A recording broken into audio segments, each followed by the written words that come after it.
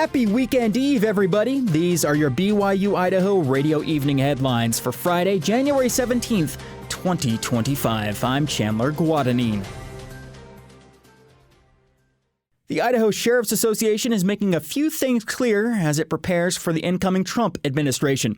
Ahead of President-elect Trump's inauguration on Monday, the Sheriffs Association has released a 3-page statement outlining how the outgoing Biden administration's policies impacted law enforcement in Idaho, how to fix these issues, and its hope for the next 4 years.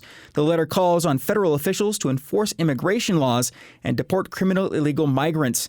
Bonneville County Sheriff and ISA President Sheriff Sam Holtz says the letter is meant to fortify the association's position on the rule of law.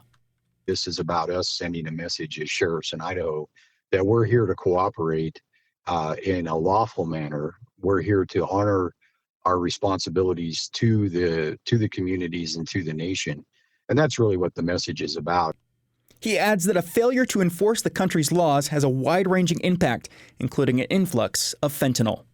Now we have a lot of problems that are going to continue to develop across the country related to the criminal organizations and the cartels. And that touches everybody. That's not just a border problem. That's a national problem and really an international problem as well. Everything from, torn apart families, to the deaths that have happened, to the drug trade, to the thefts that we see in the community where people are trying to get money to maintain their drug habit. All of these things are that cascade of failure.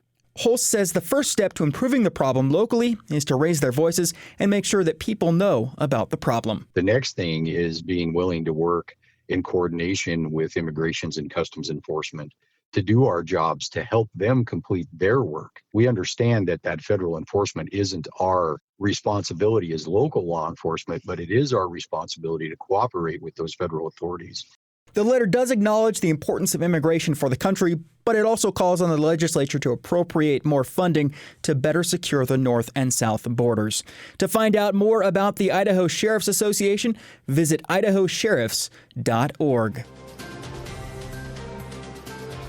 After more than a decade of service to her city, Idaho Falls Mayor Rebecca Casper delivered her last State of the City address on Wednesday.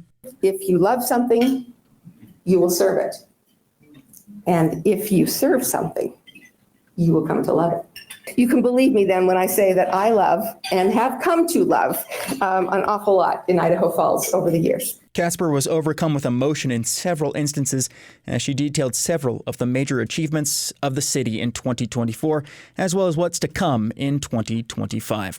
According to the Post-Register, some accomplishments include the Greater Idaho Falls Transit Program being inducted into the Idaho Transportation Department's Hall of Fame for its historically low ride wait times, the Idaho Falls Regional Airport obtaining a record $21.4 million in federal funds in 2024, and several more achievements.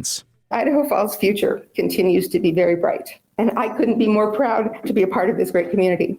Thank you for letting me have this opportunity to serve the city that I love. Idaho Falls' next city elections will be held later this year.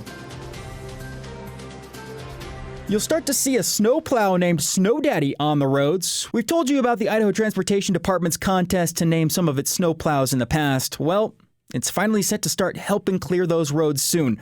According to Local News 8, students from Franklin Middle School came up with the name Snow Daddy after ITD invited students and schools to submit names for the snowplows. 8th grade student Allie Curzon suggested the name.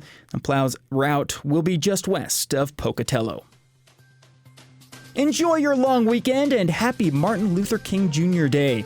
These have been your evening headlines for January 17th, 2025. You can stay connected to the station by searching for BYU-Idaho Radio on your favorite social media platform and by asking your smart speaker to play KBYI 94.3 FM.